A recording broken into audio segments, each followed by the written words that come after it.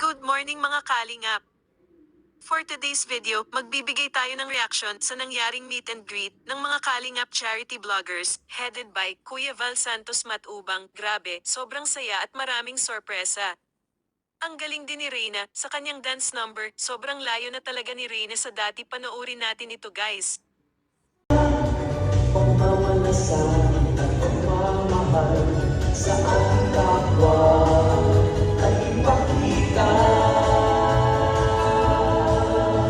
ang diwa ng Pasko ay pagbibigayan pagkat ito'y kapanganakan ni Jesus na Panginoon.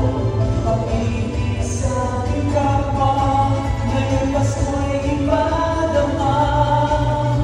Taong sumayaw, umalaw-alaw, pagkat ang Pasko ay narito na. Grabe!